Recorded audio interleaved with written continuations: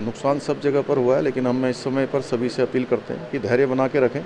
सरकार हर तरीके से सभी की सहायता के लिए हर संभव प्रयास कर रही है। कोई अभी घबराने की आवश्यकता नहीं है, अपना संयम बरतें। निश्चित रूप से जो जरूरी कदम होंगे वो हम लोग सारे काम कर रहे हैं। मुख्यमंत्री की इस अपील से साफ है कि उत्तराखंड में हालात बहुत चिंताजनक हैं, परेशानियां बहुत ज़्यादा हैं और चुनौतियां भी उससे ज़्यादा हैं। लगातार नदियों का जलस्तर बढ़ रहा है।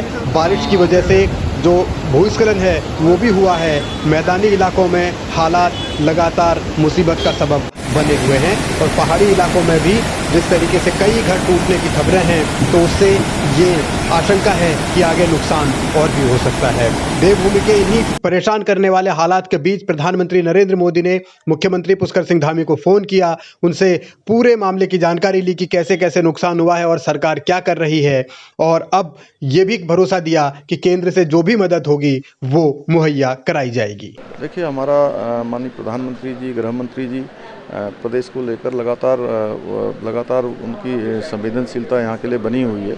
लगातार उनकी निगरानी में, उनके मार्गदर्शन में उन जो भी स्थिति है उस स्थिति को बताया है कि यहाँ पर इतना सारा नुकसान हो गया है, यहाँ पर लोग फंसे हुए हैं, जगह जगह पर अभी भारी बरसात हो रही है, जल भराव हो गया है, किसानों का भी नुकसान हुआ है। सारी स्थिति से अवगत करवा।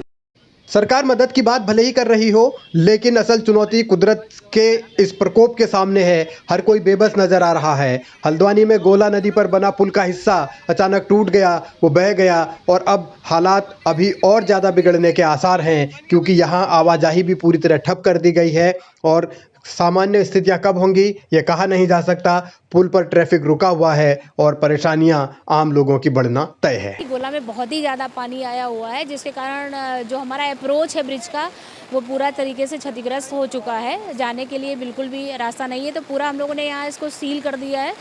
मैं अब सभी लोगों से बताना चाहूँगी कि किसी भी तरीके का इस टाइम पे रिस्क लेने की ज़रूरत नहीं। कृपया करके अपने घरों में रहें, सुरक्षित रहें या ऊंचाई वाले स्थानों पे रहें। कुदरत के कहर से नैनीताल जिले में सबसे ज्यादा नुकसान हुआ है। यहाँ कोसी और गोला समेत तमाम नदियां उफान पर हैं। पहाड़ी हिस्सों में भी जगह जगह रास्ते बंद हुए हैं भूस्खलन की वजह से। विपक्ष ने अब सरकार के रवैये पर सवाल उठाए हैं।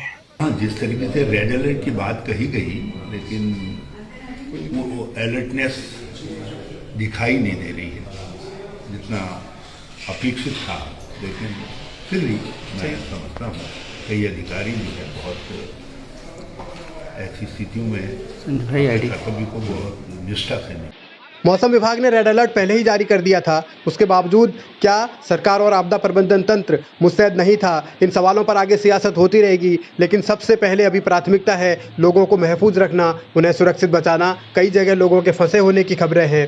सड़क यातायात प्रभावित है तो अब रेलवे यातायात पर भी असर पड़ा है और ये काठगोदाम की तस्वीरें हैं जहाँ जो संटिंग लाइन है वो पूरी तरीके से बर्बाद हो गई है, समा गई है मिट्टी के साथ नदी में, और सरकार ने अब हेलीकॉप्टर की भी मदद मांगी है।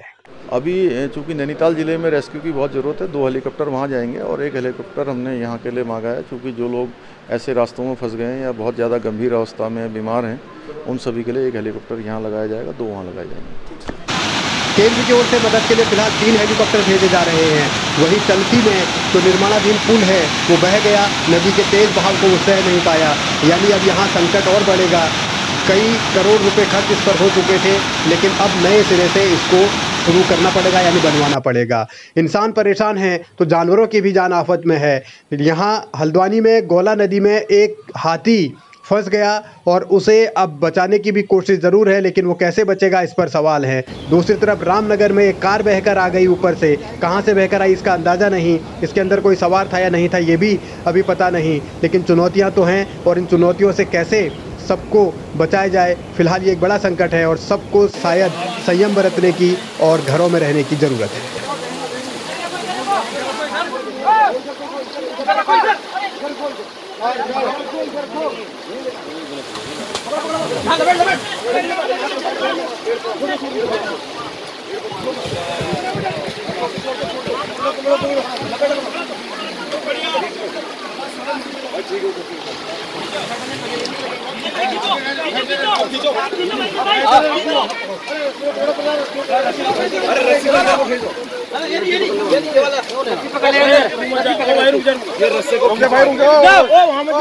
वहाँ मत जा, ऊपर को खींचो, ऊपर को खींचो, रस्से को, इसको छोड़ो, ऊपर को खींचो। लंबी खींच।